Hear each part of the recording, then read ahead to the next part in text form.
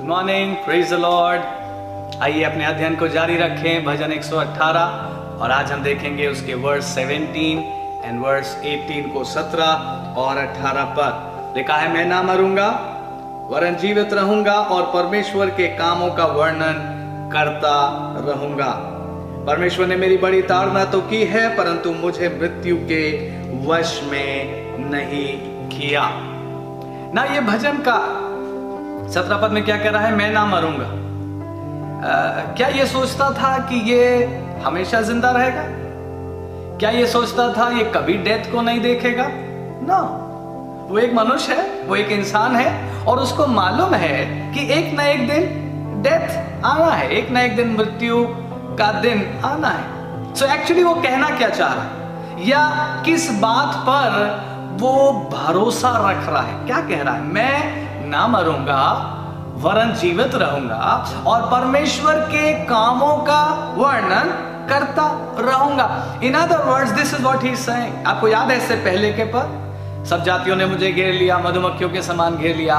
What the psalmist is saying, जो उन्होंने मेरे लिए युक्तियां बनाई हैं, जो शत्रुओं ने मेरे लिए योजनाएं बनाई हैं, उसमें मैं ना मरूंगा। आमीन। या मैं अभी ना मरूंगा मैं अभी नहीं मरूंगा, मैं तब तक जीवित रहूंगा जब तक परमेश्वर ने मुझे जीवन दिया है। सो आई शैल नॉट डाई, इसका मतलब यह है मैं अभी नहीं मरूंगा, मैं उनकी युक्तियों के आधार पर नहीं मरूंगा। जो डेथ वो मेरे लिए डिजाइन कर रहे हैं वो डेथ मेरे ऊपर नहीं आएगी। बल्कि मैं आपको याद दिलाऊं, हिम्मत दिलाने के लिए, आपको याद है बाइबल में लिखा है, जो गड्ढा उन्होंने मेरे लिए खोदा तो खुद ही उसमें गिर गए। कई बार जब शत्रु परमेश्वर के लोगों का विरोध करता है तो शत्रु को नहीं मालूम कि वो ऐसा करके परमेश्वर का विरोध कर रहा है। दमिश्क के रास्ते पर वो पौलुस जब चला जा रहा था कलीसिया को सताने के लिए, यीशु मसीह की आवाज उसको सुनाई दी और यीशु मसीह ने कहा, तू मुझे क्यों सता रहा है? और फिर एक और बात, पैने पर लात मारना तेरे लिए कठिन होगा।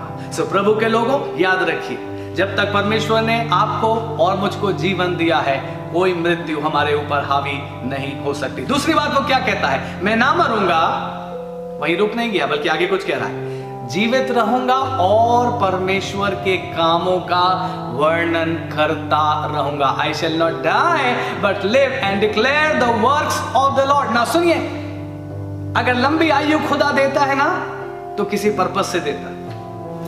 अगर जीवन खुदा ने दिया है ना, किसी पर्पस से दिया है। आमीन। जो वर्ष उसने हमको दिए हैं कुछ करने के लिए दिए हैं।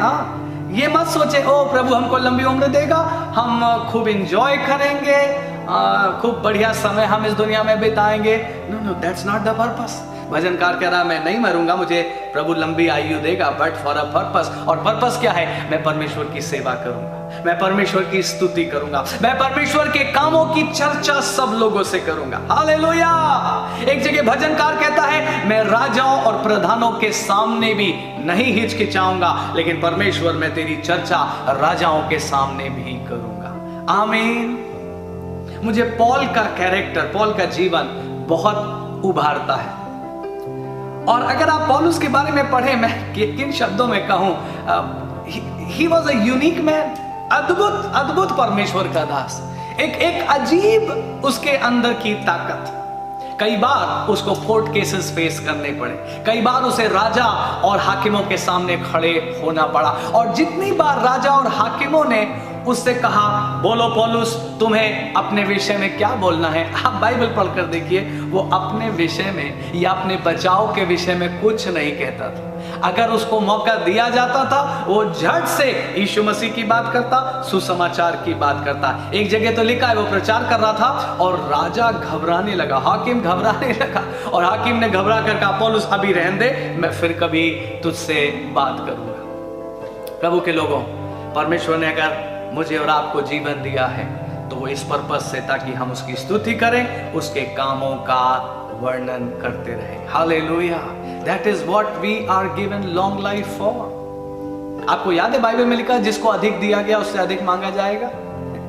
आपको लॉन्ग लाइफ खुदा ने दी है, आपको बहुत सारे वर्ष खुदा ने दिए हैं, आपसे मांगा जाएगा। जितनी लाइफ खुदा मुझे दे रहा है मुझसे उसका हिसाब मांगा जाएगा। सो हम सब जीवित रहेंगे, लेकिन कुछ करने के लिए। और क्या करने के लिए? अपने परमेश्वर की स्तुति और अपने परमेश्वर की सेवा करने के लिए। 18वां पद देखिए, परमेश्वर ने मेरी बड़ी ताड़ना तो की है, परंतु मुझे मृत्यु के वश में नहीं किया। The Lord has chastened me sore, but he has not given me over to death. Lord has chastened me, but he has not given me over to death. Now ये पद बहुत से लोगों को अच्छा नहीं लगेगा, क्योंकि यहाँ ताड़ना की बात है, लेकिन मैं चाहता हूं आप इस बात को उस लाइट में लें जिस लाइट में परमेश्वर का वचन हमें सिखाता है। Hebrews chapter 12 5वें पद से लगभग 11वें पद तक आप पढ़कर देखिए। इब्रानियों 12 5 से 11, और वहां पर यूं लिखा है कि परमेश्वर तुम्हारी ताड़ना करता है क्योंकि वो तुम्हें पुत्र मानता है।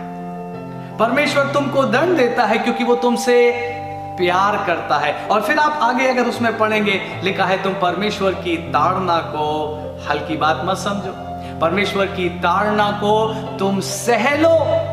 क्योंकि आप उसमें आगे पढ़ेंगे तो उसमें बहुत सी आशीषें पाई जाती हैं। वहां 2 आशीषें मैं खास तौर से पॉइंट आउट करना चाहता हूं। जब परमेश्वर मेरी और आपकी ताड़ना करता है, परमेश्वर मेरा और आपका सुधार करता है। 2 blessings, एक तो लिखा है we become partakers of his holiness, हम उसकी पवित्रता के भागी हो जाते हैं। दूसरी blessing, it yields a peaceable fruit of righteousness, उसके बाद हमें चैन के साथ धर्म का प्रतिफल मिलता है। सो कई बार प्रभु अपने लोगों को डांटता भी है, कभी कभी छड़ी उठाता है, कभी कभी हमारा सुधार करता है।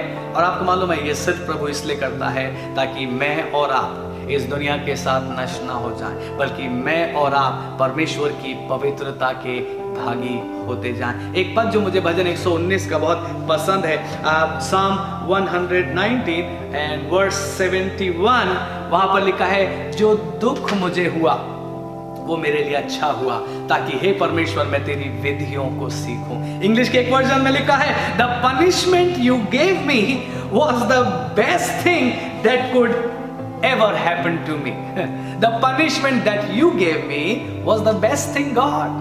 प्रभु जो दंड आपने मुझे दिया, या जो दुख आपने मुझे दिया, या जिस दुख में से आपने मुझे गुजारा, वो मेरे लिए अच्छा है, क्योंकि उससे मैंने आपकी विधियों को सीखा है। तो प्रभु के लोगों, आज के दिन परमेश्वर का इस विषय पर धन्यवाद दीजिए कि उसने आपको लंबी आयु दी है। और परमेश्वर से कहिए, लॉर्ड जितने भी वर्ष आपने मुझे इस जीवन के दिए हैं, उतने वर्ष मैं आपकी सेवा करूंगा, मैं आपकी स्तुति करूंगा, मैं आपके कामों का वर्णन करूंगा। और अगर आप बीते दिनों में या इवन इस प्रेजेंट टाइम में किसी प्रकार के परमेश्वर के करेक्शन को महसूस कर रहे हैं, परमेश्वर के सुधार को महसूस कर रहे हैं, नाराज मत हो जाइए, परमेश्वर से गुस्सा मत हो जाइए, परमेश्वर से कंप्लेन मत करने लगिए, बल्कि याद रखिए वो अपने पुत्र समझकर मेरी और आपकी ताड़ना करता है, और इसीलिए करता है ताकि अंत में मुझे और आपको चैन मिले और हमें धर्म का प्रतिफल मिले।